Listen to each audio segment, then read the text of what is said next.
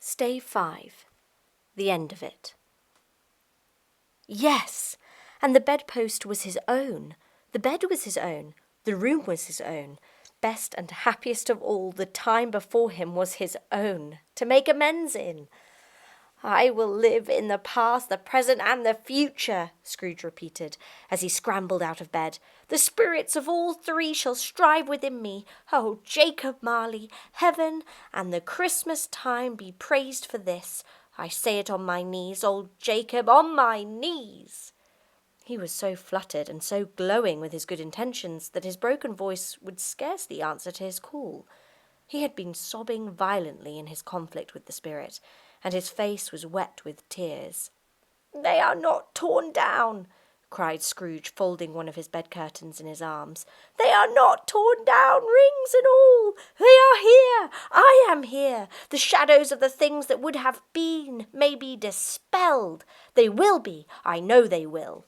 His hands were busy with his garments all this time, turning them inside out, putting them on upside down, tearing them, mislaying them, making them parties to every kind of extravagance. "I don't know what to do," cried Scrooge, laughing and crying in the same breath, and making a perfect laocoon of himself with his stockings. "I am as light as a feather. I am as happy as an angel. I am as merry as a schoolboy. I am as giddy as a drunken man. A Merry Christmas to everybody. A Happy New Year to all the world. Halloo there! Here! Whoop! Halloo!" He had frisked into the sitting-room and was now standing there, perfectly winded. "There's the saucepan that the gruel was in," cried Scrooge, starting off again, and frisking round the fireplace. "There's the door by which the ghost of Jacob Marley entered. There's the corner where the ghost of Christmas presents sat. There's the window where I saw the wandering spirits. It's all right. It's all true. It all happened. Ah-ha!"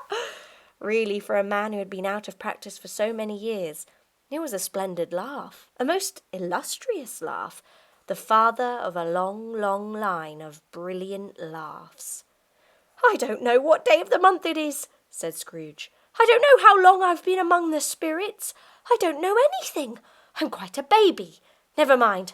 I don't care. I'd rather be a baby. Hello! Whoop! Hello here!" He was checked in his transports by the churches ringing out the lustiest pells he had ever heard. Clash, clang, hammer, ding, dong, bell, bell, dong, ding, hammer, clang, clash. Oh, glorious, glorious!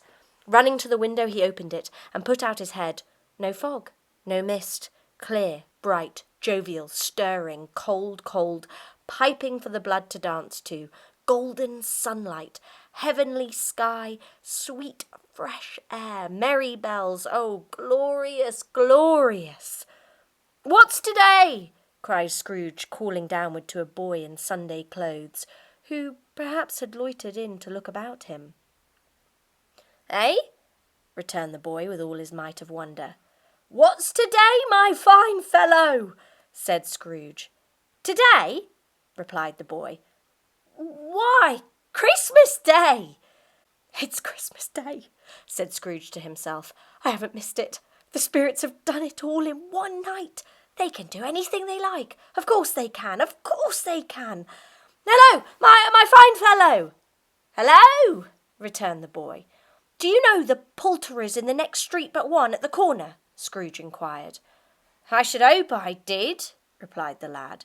"An intelligent boy," said Scrooge. "A remarkable boy. Do you know whether they've sold the prize turkey that was hanging up there? Not the little prize turkey, the big one." "What? The one as big as me?" returned the boy. "What a delightful boy," said Scrooge. "It's a pleasure to talk to him. Yes, my buck." "It's hanging there now," replied the boy. "Is it?" said Scrooge. "Go and buy it." "Walker?" exclaimed the boy. No, said Scrooge. "I am in earnest. Go and buy it and tell them to bring it here, that I may give them the direction where to take it. Come back with the man and I'll give you a shilling. Come back with him in less than 5 minutes and I'll give you half a crown." The boy was off like a shot. He must have had a steady hand at a trigger who could have got a shot off half so fast. "I'll send it to Bob Cratchit's," whispered Scrooge, rubbing his hands and splitting with a laugh. "He shan't know who sends it. He's twice the size of Tiny Tim. Joe Milner never made such a joke as sending it to Bob's will be." The hand in which he wrote the address was not a steady one, but write it he did, somehow, and went downstairs to open the street door, ready for the coming of the poulterer's man. As he stood there, waiting his arrival, the knocker caught his eye. "I shall love it, as long as I live," cried Scrooge, patting it with his hand.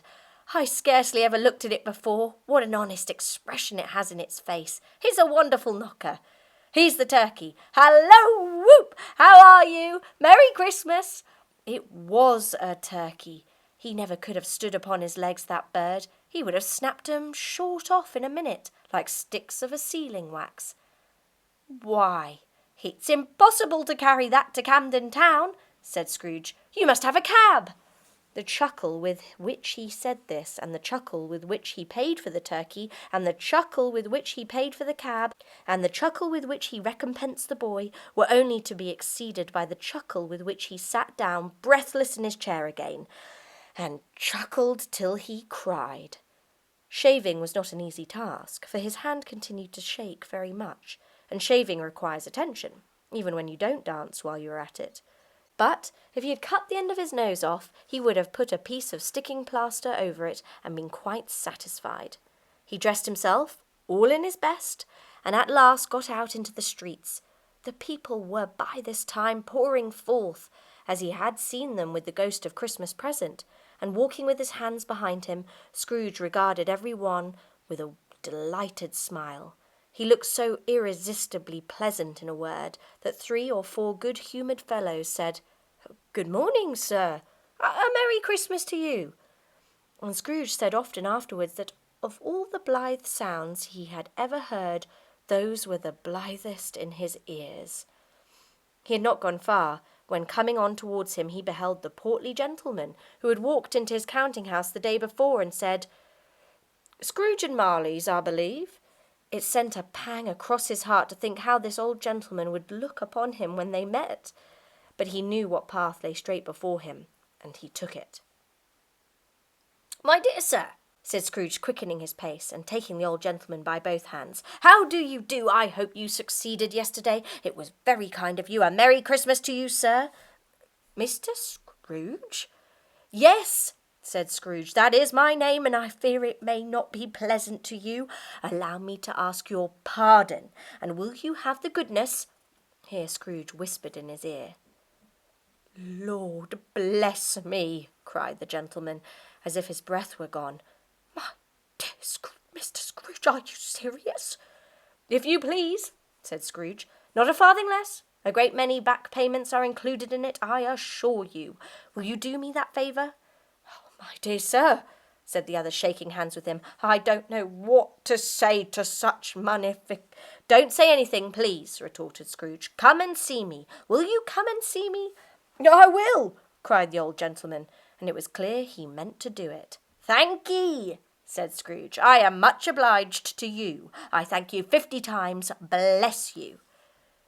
He went to church and walked about the streets and watched the people hurrying to and fro, and patted children on the head and questioned beggars, and looked down into the kitchens of houses and up to the windows, and found that everything could yield him pleasure. He had never dreamed that any walk, that anything, could give him so much happiness.